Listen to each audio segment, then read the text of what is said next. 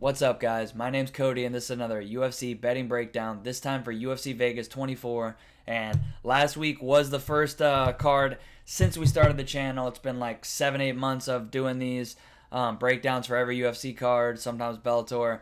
And last week was the first one I missed. So hopefully you follow me on Twitter. Still managed to go 4 for 5 in my bets. Still won some good money. Just didn't have time for the video. I competed last weekend. I'm competing this weekend coming up too. So it's just been a lot of stuff going on for me. But definitely appreciate everybody who reached out. Wanted to talk about who my picks were and the bets I had and this and that. You can always come through on Twitch. I go live for every fight card. Obviously, I'm probably gonna be a little late this weekend again when going live. I'll probably get like the last couple fights, which is super rare. It only happens when I compete because competitions are almost always Saturday, and I'm competing this Saturday again. So I will still be live. It'll just probably be a little later in the card. Usually I like to be there for the early prelim and everything. But definitely hope you guys follow me on Twitter so you caught those bets, and let's keep it going again this week. We got a pretty good card, so appreciate you guys tuning in, and let's get into it. Make sure you leave a like on the video and comment who your bets and your picks are and stuff. I always like to go back and forth, and you could tweet me, come through on Twitch, whatever. But with all that out of the way, let's get into it. Don't want to waste any more time. We got Tony Gravely taking on Anthony Burchak, and Tony Gravely looked good in his last fight, man.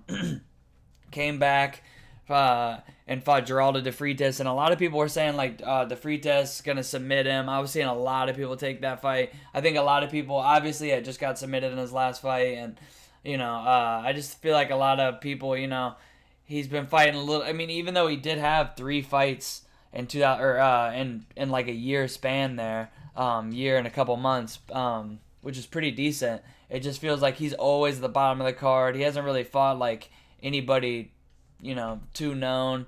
Even had his one Contender Series fight with Ray Rodriguez, got him out of there with ground and pound. And then Brett Johns, Brett Johns is pretty legit, man. You can't give him too much shit for that loss. And went in there, and it says split, but I thought he won that pretty. Like I didn't think de Freitas won that fight. I thought it was the right decision. And Tony Gravely, man, he does I just feel like stylistically he's gonna give Anthony Burchak some problems because Burchak, he is a jiu-jitsu 10th planet black belt, and I wouldn't say his wrestling's bad, but I don't know, it just seems like he can get overwhelmed in there by guys a little bit more athletic, a little stronger, people who will get into his face, and I think that's exactly what Tony Gravely's going to do. I really did not like Burchak's last performance against Gustavo Lopez. It's just, Lopez, pretty legit fighter. We just saw him recently get in there with another, he's had a couple good fights in a row, Lopez, and he's been looking pretty legit. But so I wouldn't give him too much shit for that loss. But at the same time, it's just like I feel like stylistically, Gravely does everything well that Burchak, he just doesn't handle that pressure well, and he doesn't take punishment that well or eat shots. He's not the most durable guy. And I really feel like Gravely is just going to be the harder puncher. You're going to be able to back Burchak up. He's going to be able to take him down. I could see him getting him out of there with ground and pound. So, yeah, I just feel like, man, Gravely, he's just, I don't know. I feel like Burchak, even though he's 34, about to be 35 in a month, I still feel like he's a little bit, I don't know. He used to look like a guy who had a decent amount of, upside to him. But I don't know. His last couple performances, I just have been pretty underwhelming, even the wins. And I just feel like Gravely's going to be able to do whatever he really wants to him. I think he'll win a pretty decisive decision. I could even see him getting him out of there with some ground and pound, maybe landing one of those big overhand rights he loves. But, yeah, I got Gravely. I'm going to take him by decision. And let's move on to the next fight. Next up, we got Zaire Fairn taking on Josiah Nunes. And, man, the first thing I noticed when I started watching the tape on these girls is, man, Nunes, she is very small. She's tiny, man. I mean, I think she's only 5'4". And then they're fighting at this is 135, right? This is a bantamweight fight. And she's 5'4". She looks like an atomweight fighter. I mean, okay, I'll give her strawweight. But she just does not. She looks like a strawweight fighter, 115. But man, like Farron is gonna have a solid 4 or 5 inches of height on her. She might even be 5'3". They don't have her height listed, but she's very short, and she's got some very short arms. And man, Farron is someone who just fought at 145, and I mean, obviously that didn't go very well for her. I mean, we watched her fight Megan Anderson and kind of get, outclassed a little, and then obviously we just saw Megan Anderson get beat up, but that was against Amanda Nunes. I still think Megan Anderson beats up a lot of these 45ers. Obviously the division isn't super stacked, but, it's just, Farron, yeah, her last two performances were not good, but they were against Felicia Spencer and Megan Anderson. Probably the best 45ers in the division, that's obviously besides Amanda Nunes. I mean, obviously, that's not saying a ton. There's nobody in the division, but they're like the only two legit featherweights in the division. And Farron's coming down to 135. If I just want to see her how she makes weight. It's not that she's enormous, but, she's been making this 145, and she's decently big. If she looks good on the scales, which I think she probably should be able to make the weight class okay, she's just going to have such a size advantage. And then it's like, you've been seeing Farron getting out grappled, but when I watch Nunes' fights, she's a striker. Like, she doesn't really have the greatest grappling herself. She's getting out grappled in a lot of these fights too. And man, I'm not gonna lie to you, some of them were hard to watch because the difference in competition. I mean, yeah, they're losses, but Spencer and Megan Anderson, even like a regional competition, some girls that actually had a decent amount of fights. But it's like when you watch Nunes, okay, 4-0, 3-0, at least they're winning records, but not a lot of experience. Then 0-1, 1-0, 0-6, 1-3, 0-0. Natalia Santos ended up being pretty legit, but she lost that fight. That's her only loss. That's the only person on this resume any of you guys will be able to recognize, and that was her first fight. She just hasn't fought anybody yet. Like, she hasn't fought anyone. The only girl that she fought wasn't, it was her first fight, but that ended up being, a decent fighter, has been Talia Santos. These other wins, it's like, yeah, she's finishing a lot of these girls, but you're seeing her get out grappled. You're seeing, like, first of all, she's just tiny. And I just feel like Farron, man, she's going to be the bigger, stronger, better striker, I feel like, and hit a lot harder. And I do even feel like she could maybe even take Nunes down. Like, I don't think Farron has some great grappling, but, I mean, when she has her up against the clinch, like some trips, like I could see her getting Nunes down. She's just so much bigger than her. So I'm gonna take Farron. I'm gonna take her by decision. Not something I would really want to bet, but it's almost tempting because I don't like to bet these low-level women's MMA fights, or really just low-level MMA fights in general, but especially when they're kind of searching for talent and they got a girl who's fought absolutely nobody, and then a girl, hasn't been looking too good lately. Fighting, it's hard to bet those, but damn, underdog odds on somebody who I really should be the favorite. It is tempting, but I'm not gonna play it yet. If it gets even wider, maybe, but I'm gonna take Farron by decision, and let's move on to this next one. I like this next fight. Next up, we got Austin Hubbard taking on Dakota Bush. And, man, I really like this Austin Hubbard dude, man. Like, the first thing, it's impossible to talk about Hubbard and not mention this guy's level of competition, man. Legit. Like, came in, had a couple fights at LFA against some legit guys. Won both times. Then came into the UFC, and then Davi Ramos, who, it's like, okay, Hubbard, like, he's a decent grappler, but you're putting him in there with a specialist in his first UFC fight. I think that fight might have even been on short notice, too. It was either that or the Madsen fight that was short notice. And both of those guys, just straight, like, specialist grapplers that were just ahead of the curve at that point of Hubbard's career and are just going to be able to, like, take him down and repeat. Then he gets, like, another matchup where he was supposed to be a big underdog against Max Roshkoff.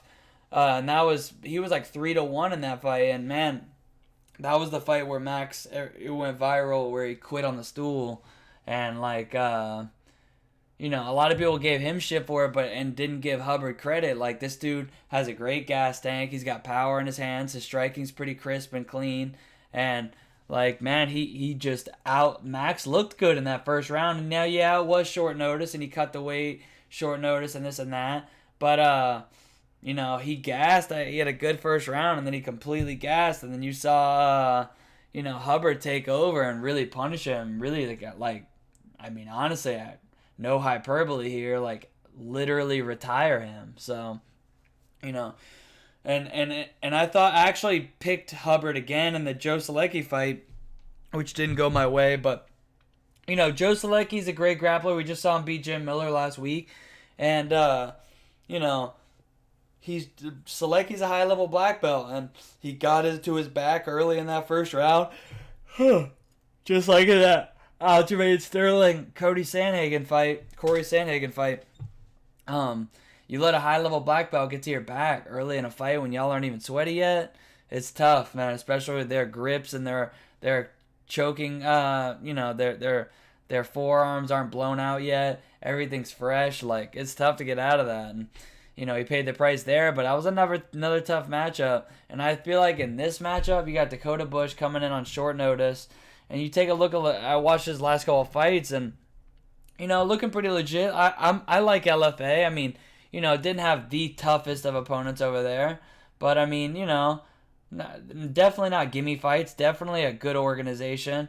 Like to build real, I respect LFA because they don't put on a bunch of squash matches, and even if you get guys with a little bit tougher records, like they're usually pretty even skill wise, and that's why if you can get some good wins over at LFA, it always is you got to respect that.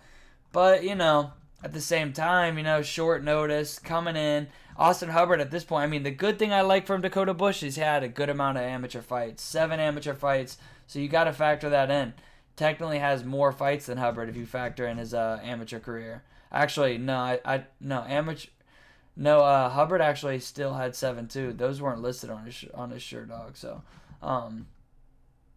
actually Hubbard is still gonna have a couple more. But yeah, I mean, regardless, it's like I feel like Hubbard just not only is he gonna have a couple more fights, but just in general, like the UFC experience, fighting Joe Solecki. I know he only got in there for a minute and a half, or a minute and 10 seconds, but you got to see, you got to go under the bright lights again. You got to suffer defeat, which sometimes can help you out.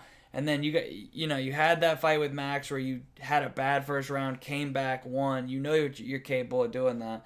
And then you fought some tough ass guys in Davi Ramos and Marco Madsen, and even Kyle Poproliak. That's not the easiest fight. I mean, I wouldn't put it up there with Marco Madsen and Davi Ramos, at least stylistically for him. But still, like, they haven't done Austin Hubbard any favors. And I feel like in this matchup, Dakota is going to play out mostly on the feet. And I do think that, which we have seen a lot from these short notice guys, he's going to come in hot. And early in the fight, Hubbard's going to have to probably weather a tough first round. I think Hubbard could still win the first round, but I think the first round's going to be, pretty close. And then I feel like second half of the fight, into the second, into the third, Hubbard should be able to start, taking over. I would say that already with the styles, but you factor in the short notice. This is Dakota's first time under these bright UFC lights. I don't know. Even if there's not fans, it doesn't matter. It's still that UFC banner. So I'm going to take Hubbard. I'm going to take him by decision as well. But I do think a late finish is definitely possible for sure. And let's move into this next fight because this is one of my favorite fights on the card. We got Gerald Meerschaert taking on Bartosz Fabinski. And, man, Gerald Meerschaert, a lot of you guys probably know from getting, knocked out in that first round by Hamza Chimaev, first 15 seconds. And he did get grounded, pounded out in that Ian Heinisch fight. Ian Heinisch is a beast, so you can't, give him too much shit for that. But you have seen a big thing with Gerald Meerschaert is, he's a jiu-jitsu guy, but his wrestling is not great. You can take him down. You can take him down pretty easily. Kevin Holland was able to take him down. Now, I think he took Allen down a couple times as well, but, neither of them have the greatest takedown defense. And then you got Bartosz Fabinski, who, if you can be taken down, like, Fabinski is not who you want to fight, because this guy is literally just like one of those guys where he doesn't, like, yeah, he's been working on his hands, but if you talk to, like, if you hear this guy in interviews, he's like, yeah, I'm just going to do what I do best. Like, I'm just going to wrestle, grapple, like, take these guys down. Why would I strike with them? And that's, like, my favorite type of guys to bet. Like, you guys like to give, like, Usman and, even Khabib. I guess he started getting more respect towards the end of his career. But, like, I just love a guy who's like, oh, yeah, you don't like it, I don't care. I'm out here to get the win. And, especially for a bettor, it's like, there's no guy you like better. There's nothing worse than when you got a guy like Charles Jourdain, who has all the potential you really think is, like, the more skilled fighter, but he's so focused on getting bonuses, and you got your money on him at, like, 4-1, and then, yeah, that'll break your heart. So a guy like Fabinski, I love to bet. But even in his last fight, man, I had him in a parlay, and then right a couple fights before it, I made that. Luckily, I posted it out, and a lot of you guys rode with me on it. But I took Muniz by sub, and I put a little bit on Muniz by sub first round, because I just knew, man, Muniz just had that, just a submission threat always, especially, like, I knew in that first round against Verbinski when he's just going in there trying to immediately get him down, and that, like, he has shown that he can be susceptible to that guillotine 2 of his last 3 fights. And he, even though he got out of the guillotine, I think it was an armbar or a triangle. I think it was an armbar. He got caught in right after, like, during the exchange. And one thing you got to say about Gerald is, yeah, he does get taken down, but man, like, he has a lot of submissions on his record. I think it might be the most in the division.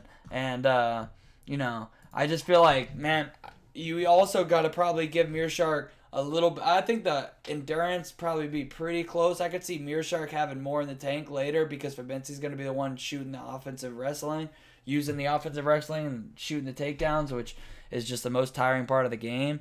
But I don't know.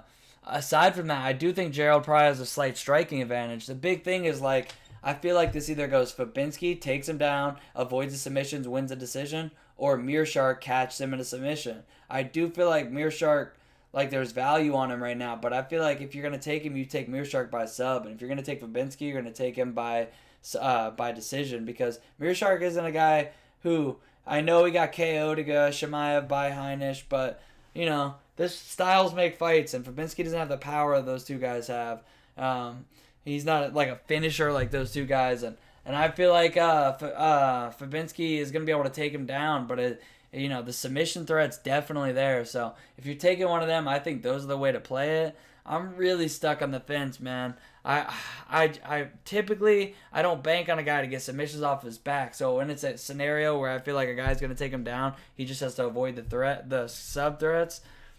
I lean with the guy who's going to be on top, because, it just, statistically speaking, but, it's tough, man. I really feel like this could be like, either way, it's like a 50-50 in that, but I would lean Fabinski by decision, but I am not going to be in the slightest surprise if Meerschaert catches him in a triangle, an armbar, and a guillotine. So I'm going to take Fabinski by decision, but this is going to be a fun fight, man. I can't wait for it. Next up, we got Jessica Penne taking on Lobita Godinez. And another fight I'm not going to spend a lot of time on. Try to spend the most time on the fights that I have the most interest in betting, and this is not it. I just, man, not only is this lower level women's MMA like I was talking about before, and, sometimes I like to think, sometimes this is the angle where I will play the lower level women's MMA, when it's like, okay, you got this new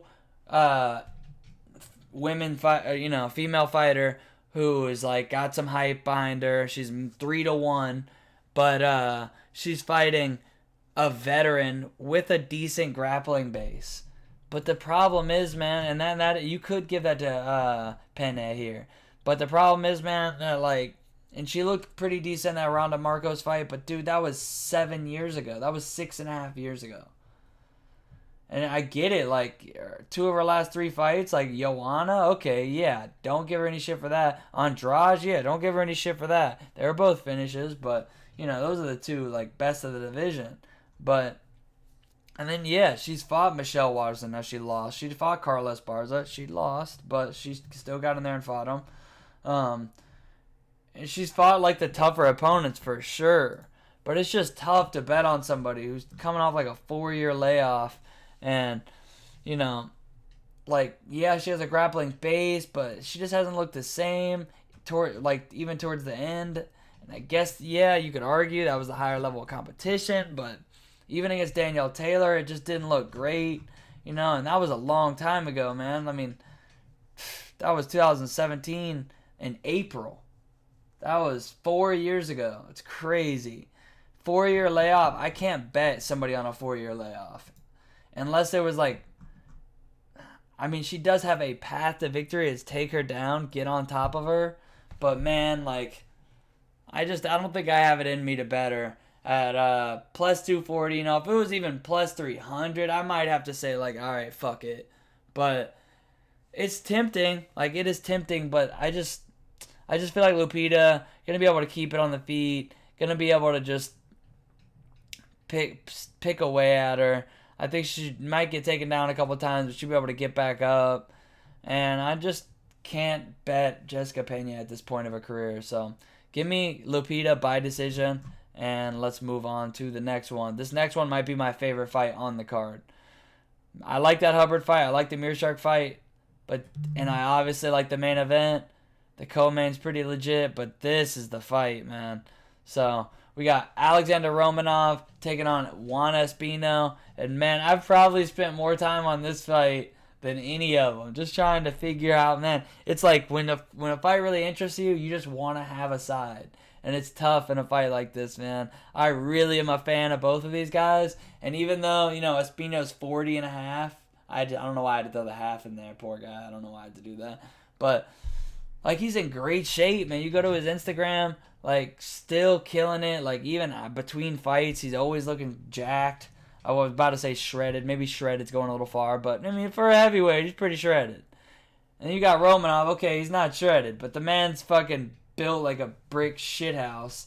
And, yeah, I mean, King Kong is right. El Guapo, I respect it. But even though Romanov you could look at as a prospect, he's only 30, especially at heavyweight. He could be fighting in 10 years. I mean, you got Arlovski on this card, who's 43, 44?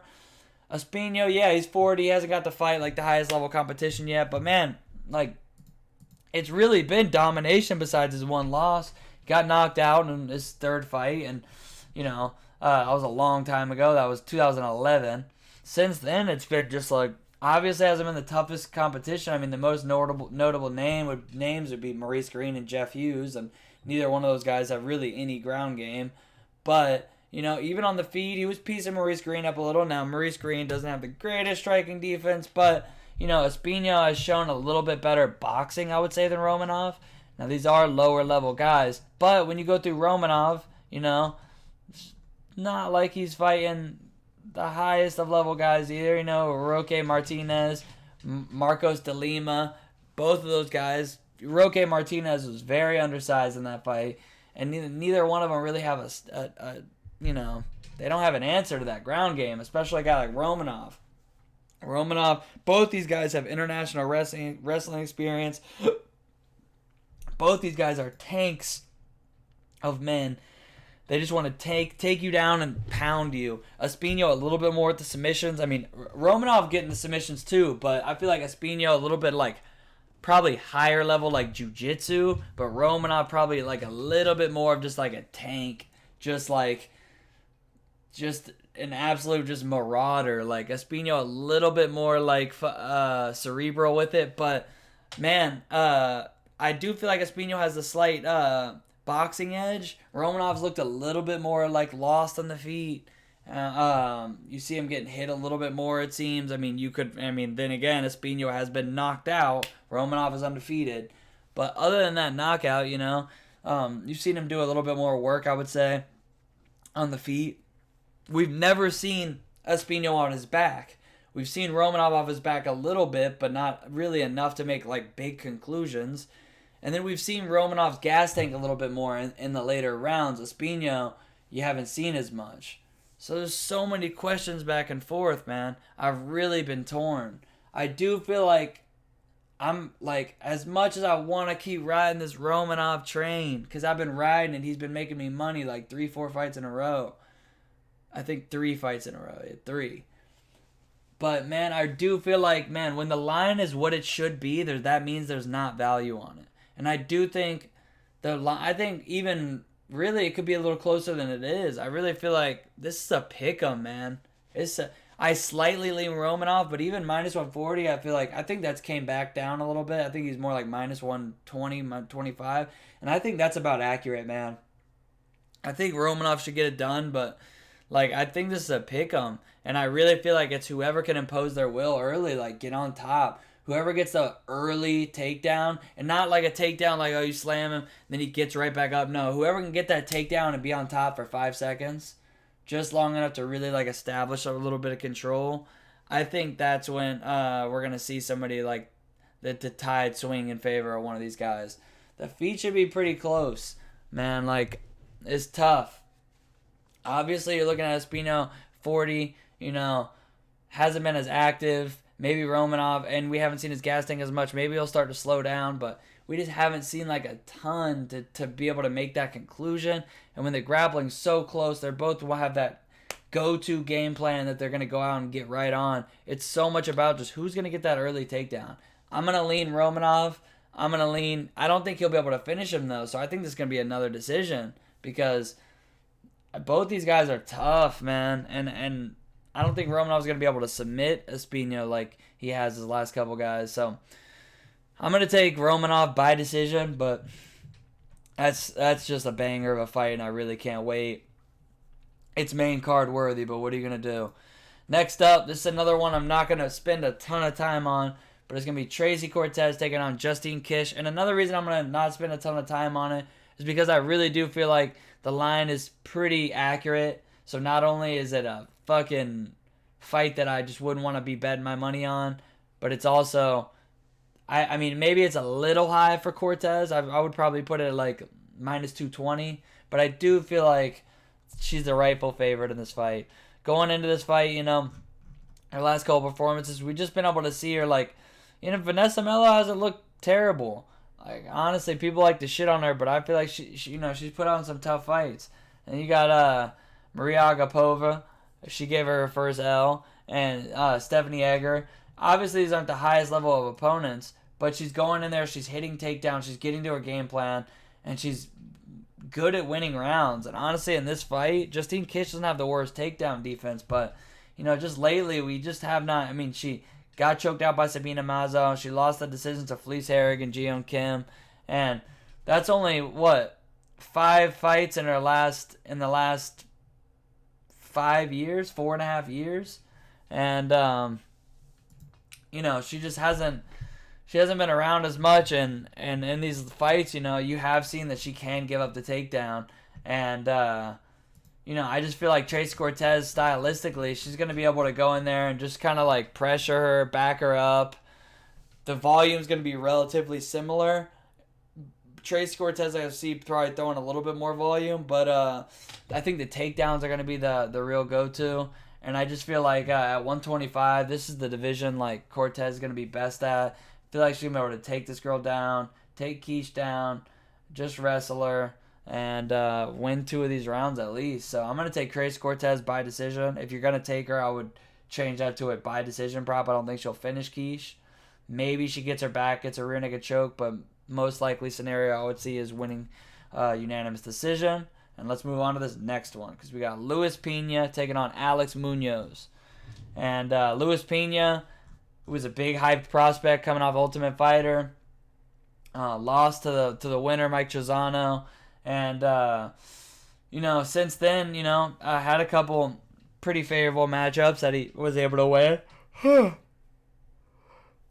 And then, the Matt Frevola, Steamroll Frevola, kind of put a stop to the hype a little bit by beating him. It was a decision pretty close, but I did think Frevola did enough. And then Karma Worthy in his last fight, we saw like Luis Pena kind of seemed to slow down a little bit. And I know that weight cut is pretty tough for him. And he's at 155 now, and I do think that, like, he's got a big frame for even 155, so I'd like to see him just like fill out a little bit at 155, and maybe that'll help his takedown defense a little bit too, because we've seen in the past, he's been able to be taken down pretty easily, and fighting Alex Munoz, one thing he can do is, his wrestling's pretty solid, his jiu-jitsu's pretty solid, he's fighting out a team alpha male, and in his last fight, he did get his UFC debut, where a lot of people, I've been seeing a lot of people like, oh, just, giving him shit for this, for coming in. I guess, there was some people after the Nick Newell fight that knew him and that thought he was going to be a really good prospect, but, coming in and getting a loss. But Nasrat, that's a tough-ass debut, man. Hack Press is a good-ass fighter, and, I just feel like stylistically that was a tough one because Hack Press has great takedown defense, but he's just a little bit of the better striker there, and Hack Press kickboxing is pretty legit. And I do feel like in this Luis Pena fight, he's going to be able to get some takedowns. The big thing is I do feel like, Luis Pena's jiu-jitsu is actually pretty good. And, I'm pretty interested to see how he looks, coming off these, not the best last couple performances. 1-2 in his last 3 and lost a little bit of the hype. And, I do feel like he's coming in. I don't try to pay too much attention to these interviews, but I do feel like he has a good mentality for a comeback. Obviously training with some of the best over at AKA. You see him like in the training room with DC and with Khabib and these guys a lot. And I do feel like he's gonna have the striking advantage, and the jiu-jitsu probably is gonna be pretty close, but I might give Pena the edge. Obviously, I don't think. I think that Munoz probably gonna have the better. I won't say obviously because I won't put it past Pena to be able to land a takedown or two, but it's just especially that his build doesn't help. A guy 5'9", just the center of gravity is so much lower, his base is so much lower. So Munoz, if it goes to the mat, he's gonna have advantage. He's probably be able to stay on top pretty well. It'd be hard to sweep him, but I could see Pena's jiu-jitsu, looking a little better in this fight, being a little bit more prepared, and I just feel like on the feet he's gonna have a pretty decent advantage. So, man, I can't believe this because I really have been fading Pena his last 3 fights actually, but I do feel like he should be the favorite in this fight, and I think there's a little value on him there. I think the line's been coming down a little bit, so if that line comes down more, I think -1, if it came down to like -130, I think it's pretty playable. I wouldn't want to be betting him anywhere over like -150, I don't think. But, Alex Munoz, pretty decent fighter, but I do feel like Pena is the rightful favorite. And I think if he can just stuff some of the takedown, even if he gets up a couple, just works his way back to his feet, the striking advantage should be able to out-volume Munoz and get him probably a decision, but maybe we see him stuff a decent amount of them and get like a late finish here. But it's tough, there's a lot of factors with him. Hasn't been looking great late in his fights, but I'm gonna take Pena, and shit, I can't believe I'm saying it, but I'm gonna take another decision by Pena. Next up, we got Abdul Razak Hasim, and this is a fight I don't see going to a decision. We got Abdul Razak Hasim taking on Jacob Malkoun. And, man, they are doing this Malkoun no favors, man. I follow this guy on Instagram. Seems like a cool guy. I originally followed him. I was trying to, get a little better look at, everything he had going on going into that Haas fight. Because the guy was only 3-0. But, going into this fight here, 4-0. It looks like a pretty similar matchup to the Phil Haas fight. And, obviously we all know Phil Haas went in there, starched him in like 20 seconds. But, that's what Phil Haas does. If he beats you, he's probably going to knock you out in the first minute. Or the first round at least.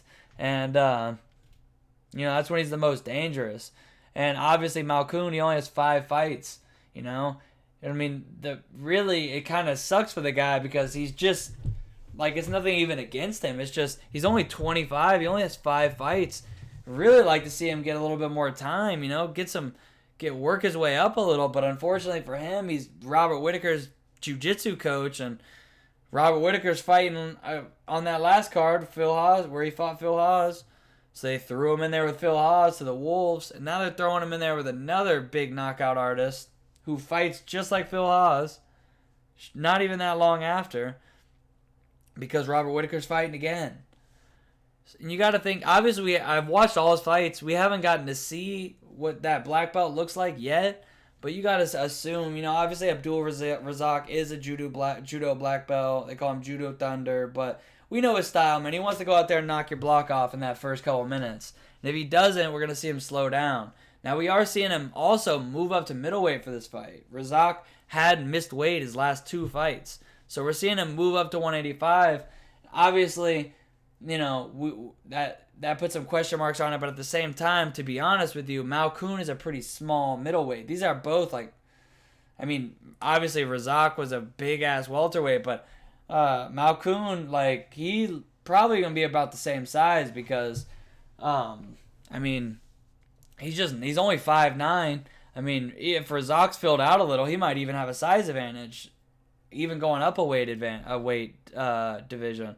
So we're going to see. I want to see the weigh-ins. I want to see how Abdul looks at 185. But it's pretty interesting because if we see Razak get extended past that first round, and we get to see a little bit more about Malkoun, what he has, because obviously we didn't get to see it in the last fight. I want to see, if he can get Abdul down, it can get real interesting. He's a high-level black belt, and Razak, he just gasses out so hard. Now, is that going to be a little bit, better with him going up a weight class and not destroying himself to make weight all the time? And he is training at Fortis MMA, which is a great gym. You got to think he's making some improvements over there. But I don't know, man. I just could never bet a 3-1 Abdul Razak after his last 2 performances, man. I just could not. And I think if we're going to bet him, you just take him by KO. Or you even take him KO first round. You take KO first round, you put half of what you're betting KO first round on KO second round. Because, I just don't see it, man. I don't see him winning any other way. He just hasn't showed it. Unless he's completely changed his style since his last fight, that's just not how he fights. So, either going to be an early KO by Abdul, or we're going to see it get interesting. The thing is, we haven't seen a lot from Jacob to be oh yeah, if this dude gets him to the mat, it's over. He's a high-level black belt. We haven't got to see it in action really yet, especially against, higher-level opponents. So, I'm going to take Abdul Razak. I'm going to take him by first-round knockout, even though I don't, man, I'm rooting for my boy Jacob here. Seems like a good dude, and they're throwing him to the fucking wolves here. And stylistically, it's a tough matchup. It's just like his last fight. But, man, I bias aside, gotta take Abdul because it's just a tough matchup.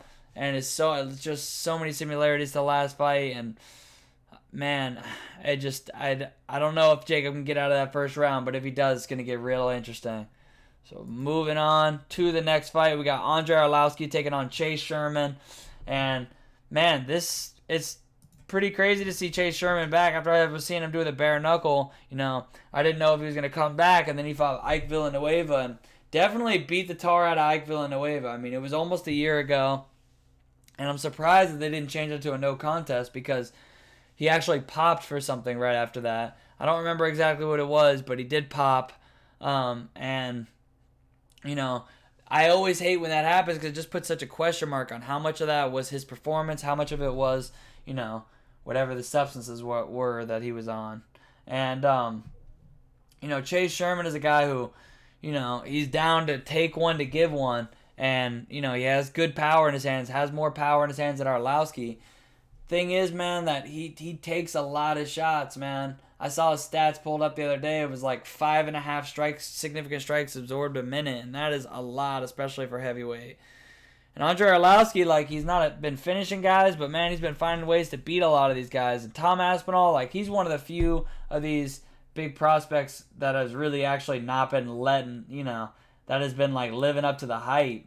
And so I don't give him too much shit for losing that fight. But beat Bozer, beat Lins, fucking fought, okay, Sakai, who's been pretty legit, and Rosenstruck, who, yeah, I mean, getting knocked out by Rosenstruck, can't give him too much shit there. And then just a lot of decisions, like, he's just takes these guys to decisions, and you got to think, man, you know, Chase Sherman, this is a step up for him. This is a step down for Andre. And, you know, I like Chase Sherman, but, like, I don't think he'll be able to take Andre down. So it's going to play on the feet. But he's going to be mostly throwing hands. I mean, he does throw, you know, he will throw the calf kicks sometimes. He'll throw some leg kicks and mix it in there. But I don't know, man. I just feel like overall in this fight, like Andre's such a veteran. If he comes out heavy with the calf kicks, with the kicks, I could see Arlovski, you know, being able to work around it. He's just able to really, really good at just bringing the fight tempo down and really like turning guys into like mirrors. They're just staring at him, and then he wins like a round or 2 rounds just fucking off landing a couple good shots. Like they'll outland him, but then he'll land like the better shots, like in the Bozer fight. And I just feel like it's tough to bet Arlovski as a favorite, and I see why that lines came down. It's almost even, I think, at this point. But man, like I feel like Andre should be the slight favorite just because what we've seen. I mean, Chase Sherman looked good in his last performance, then he popped, and for banned substances, and then now he's taking this step up. And yeah, I get Andre's 42, but man, like he just finds a way to win these decisions, and his chin is not like it's still there. People said it was gone a long time ago, but he still finds a way to eat these big shots. And I feel like the first round's going to be dangerous, but I would not be surprised if Andre finds a way to get it done again. So I'm going to take Andre, and what do you know? I do think a knockout is on the table if Chase Sherman really pushes him hard. I think either of these guys could get knocked out. But Arlovski is just like he's been had a very risk adverse style. So I am going to take Arlovski by decision for another decision. And moving on, it's going to be another fight that probably won't go to decision. Next up, we got in the co-main event, we got Jakar Close taking on Jeremy Stephens. And man, that last fight looks pretty salty for Jeremy Stephens, but you always got to bring it up, man. Calvin Kattar, Yair Rodriguez, the no contest. Zabit, Jose Aldo, Josh Emmett, Du Choi, Gilbert Melendez, Hanato Moicano, Frankie Edgar, Renan Barão, back when Renan Barão was still fucking killing it. Max Holloway, Dennis Bermudez, Charles Oliveira, Cub Swanson, Darren Elkins, Eve Edwards, Donald Cerrone, Anthony Pettis, Melvin Gillard, Gleison Tebow back when he was killing it. Fucking Joe Lozon back when he was killing it. RDA. Fucking hell, man. Dean Thomas back when he was in his prime. Fuck, man. This dude has fought everybody. Like, he has one of the toughest resumes in all of fucking the UFC. He might have the most fucking losses in the UFC, but he also has fought everybody good around his weight at 45-55. He's fought them all. And this fight, that is a key note. This is at 55. Jeremy coming up. And, but I don't think, Close going to have like a big size advantage. Jeremy was a big-ass 45er. And this is a step down for Jeremy. This is a step up for Close. Obviously, Close did fight Dariush, who's a fucking beast. So technically, I wouldn't say it was a step up from Dariush, but it's a step up from his regular competition. People just have slept on Dariush for far too long. And even in that fight, Close was in it, man. He actually had Dariush rocked a couple times, because Dariush has that, like, fuck you mentality where if you want to brawl, he just says fuck his skills and just brawls with you, and it worked out for Dariush there. But Close did look pretty, until he got knocked out. That was a good fight. And I thought he lost that Bobby Green fight. So he's fought Bobby Green. I thought he lost Lando Venata, decision, okay. and then Beneil Dariush. But other than that, like, he is trying to have fight ready, so you gotta assume he's getting better. You know, he's making good improvement. He's 33, so he still has some time. Even though they're roughly the same age. I mean, he's miles younger as far as fight years. But I just feel like, man, this is such a step up, and I don't know if Close has the takedowns to take Jeremy Stephens down. So if the fight plays out on the feet, and I know this is MMA math, but Dariush won a brawl against you, man, and you get forced to brawl with Jeremy Stephens? Because you were able to fucking coerce Dariush into a brawl. Bro, that's what Stephens is going to be trying to do right from you in this one. And I don't know if he has the wrestling to... Maybe he could take Stephens down a couple times, but is he going to be able to take him down for 2 rounds? I don't know, man. Stephens has fought the best wrestlers. While he is able to get taken down sometimes, there ain't no quitting the dude. And, man, hits like a fucking freight train. I don't know. I really feel like Jeremy Stephens by knockout is the play here. I really feel like this is just, man, I know the record's salty, but it's not about wins and losses. It's about who you're winning against, who you're losing to. And I think Jeremy Stephens is going to knock Jakar out. I think he probably gets taken down once or twice, but you'll see Close start to slow down, start to get a little desperate. And I think Stephens still has another banger in him for a big shot. And he's a dangerous dude. And I really think that he still has at least one more left in him. So give me Stephens by knockout, KO. Next up, we got the main event. Robert Whittaker, Kelvin Gastelum. If you're still here, I appreciate you hanging around. 12 fights on this one. Decently sized card. So we went 45 minutes. Great main event to finish it. So glad you watched. And it's no surprise for you guys. You know where I'm rolling with. It's not just because I love the guy, because, you know, I got nothing against Kelvin, but it's just, man, Robert Whittaker is so slept on, man.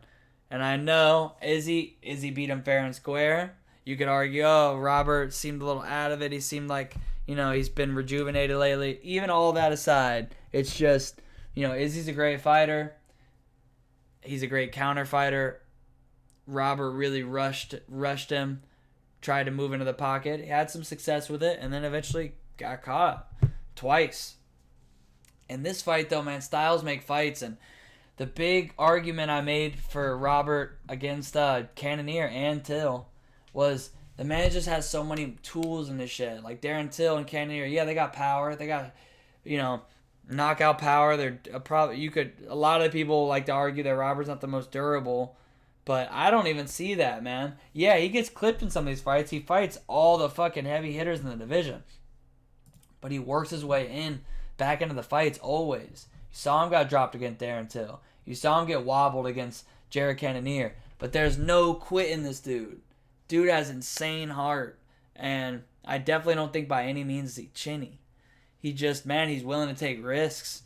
He likes to mix it up, and his striking's crisp. He's got leg kicks. He's got good boxing, good kicks in general. The head kick was clean. I was calling that out in the breakdown. And then during the fight, waiting for it, and then he clipped Cannonier with that head kick.